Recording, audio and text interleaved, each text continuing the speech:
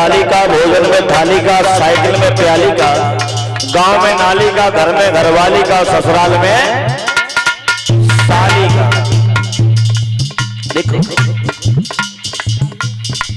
ससुराल में साली को दूध में जारी, बहुत बड़ा महत्व है। अगर ससुराल में जारी का साली ना हो तो ना सुलगत है। हाँ, और गांव में अगर नाली ना है गद्दा तो पानी मारो ही मारो फिर। हाँ, सब लोग बोलो ऊंचे ऊंचे हाथ करके, ताली बजा करके।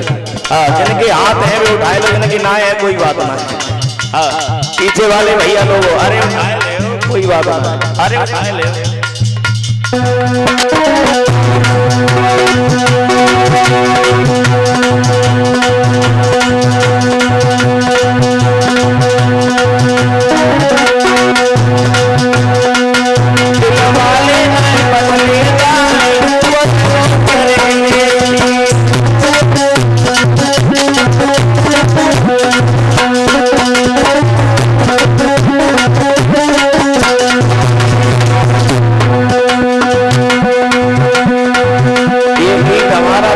बहुत फेवरेट है।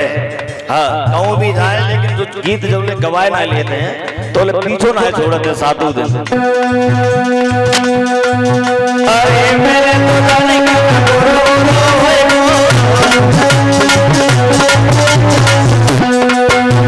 दादा, अरे गोरो गोरो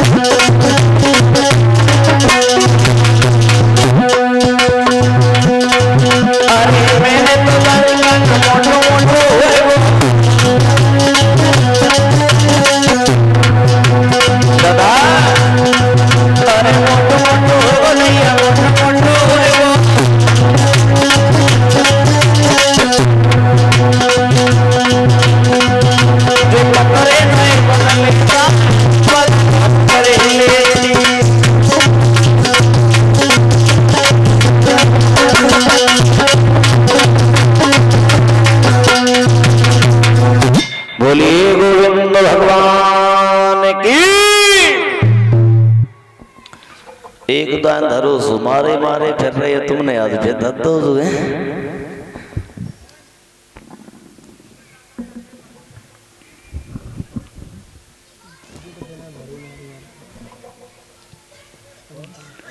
और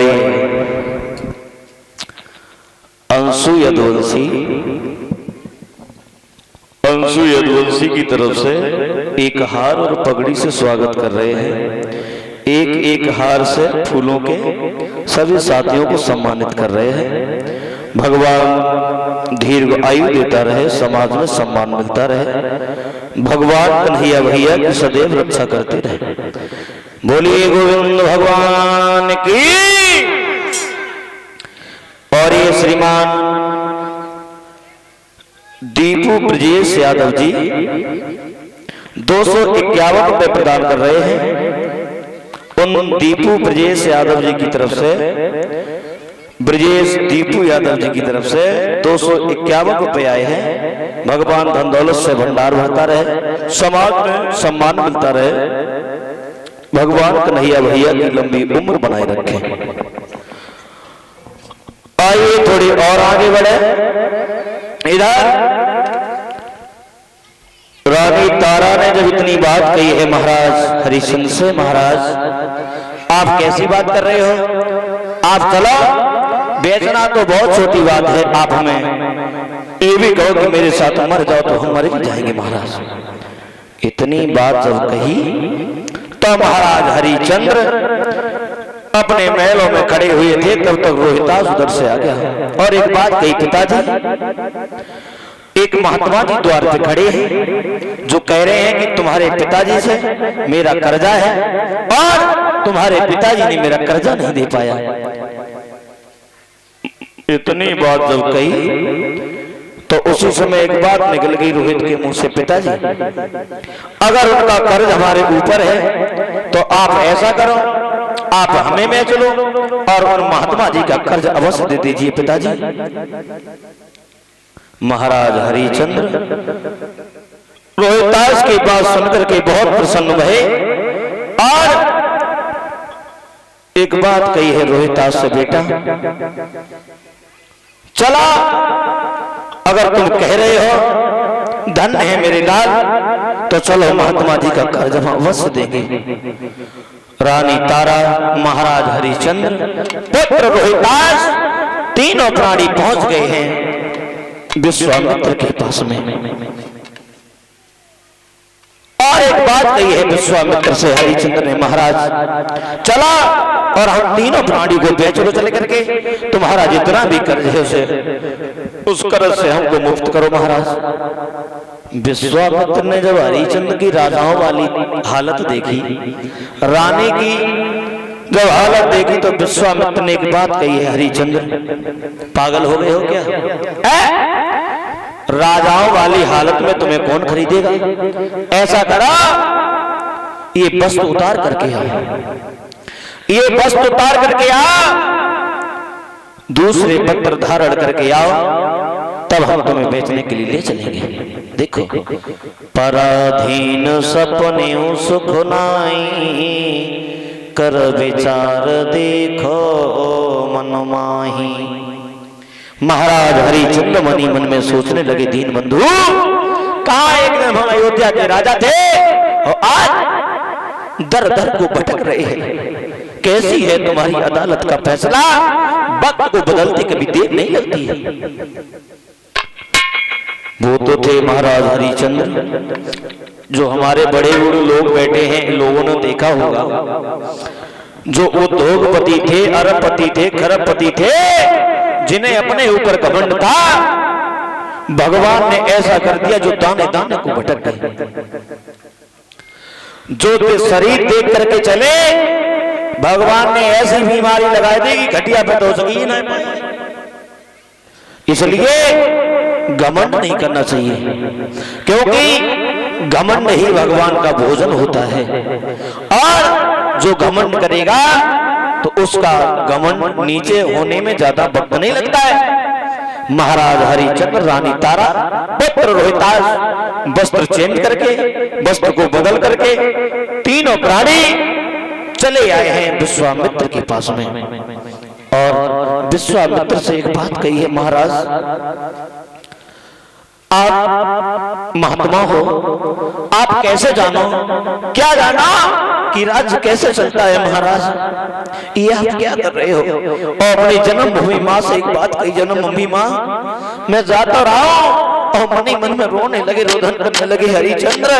और एक बात कही है जन्मभूमि माँ से, तीनों प्राणी खड़े हो गए हाथ जोड़ के,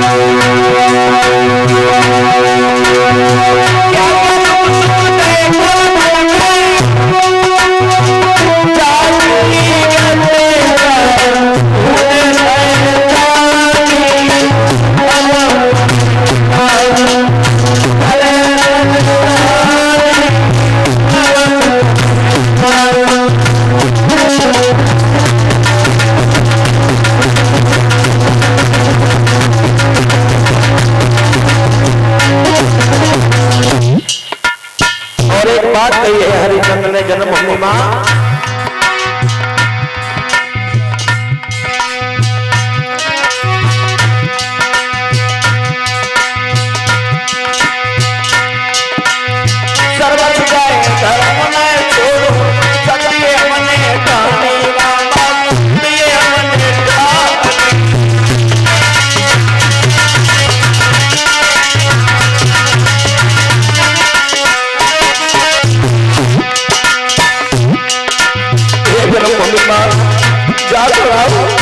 एक बात ध्यान रखना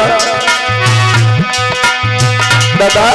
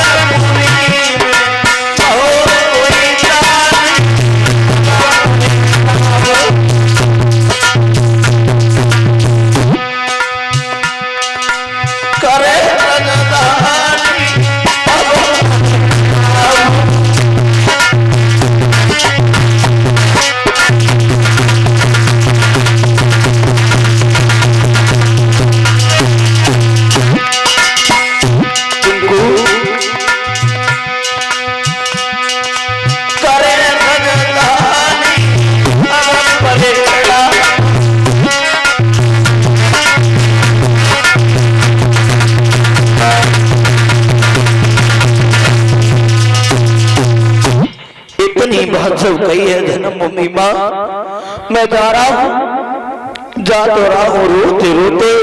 महाराज हरिचंद्र वहां पे बेहोश होकर के गिर पड़े और थोड़ी देर के बाद जब होश आया, मन ही मन में एक बात सोच रहे हैं, वन वन में भ्रमण करने वाले महात्मा ये कैसे समझे कि राज कैसे चलता है। महाराज हरिचंद्र कुछ समय के बाद विश्वामित्र जी से बोले, महाराज चला हम तीनों प्राणी बिछने के लिए तैयार हैं। आगे आगे विश्वामित्र है, पीछे महाराज हरिचंद्र, रानी तारा, पुत्र रोहितास चल दिए। धीरे धीरे आगे बढ़ते हुए जा रहे थे और इधर जो है महाराज हरिचंद्र आगे बढ़ते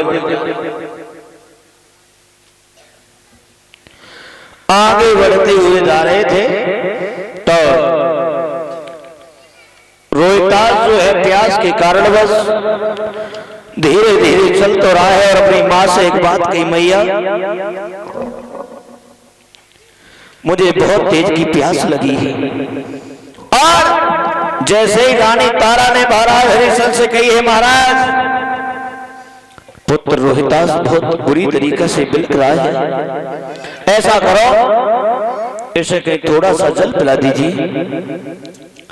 महाराज हरिचंद्र कहने लगे, रानी क्या कह रही हो, जल पिला दीजिए, बिल्कुल पागल हो गई हो क्या? अरे जल पिलाना तो बहुत बड़ी बात है, हम जल देख ही नहीं सकते हैं। और ज्यादा दूर नहीं, थोड़ी दूर और काशी नगरिया रह गई है, चला। पुत्र रोहितास चलने लगा।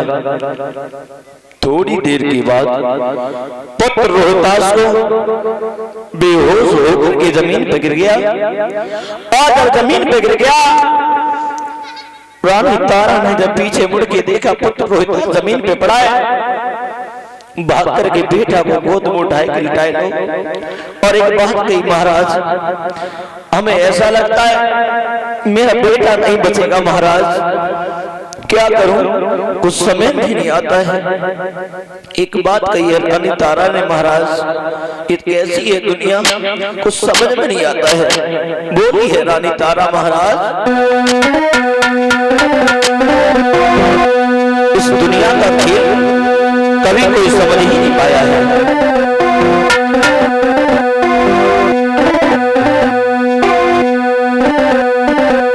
कि दुनिया में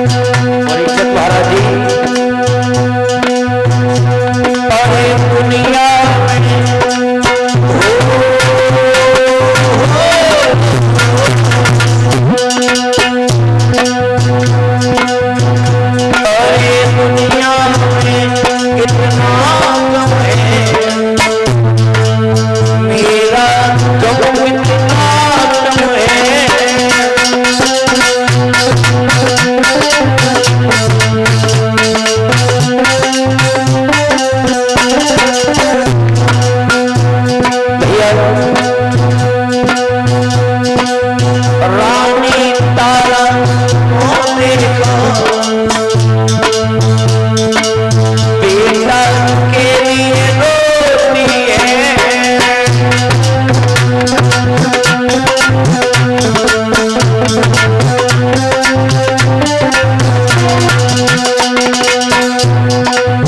दादा अरे रानी तारा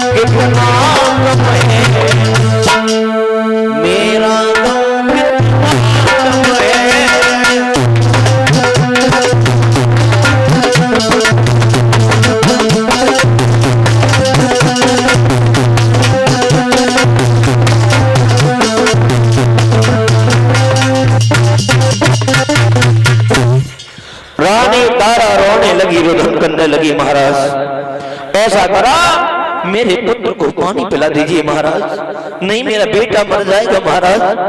महाराज हरिश्चंद्र कहने लगे रानी पागल हो गई हो क्या, बुद्धि नहीं है? मेरी बात सुनो, थोड़ी देर और रुको, ऐसा करो बेटा के ऊपर हवा कर दो, थोड़ी देर में से होश आ जाएगा। रानी तारा अपनी धोती से लला के ऊपर हवा करने लगी और थोड़ी देर के बाद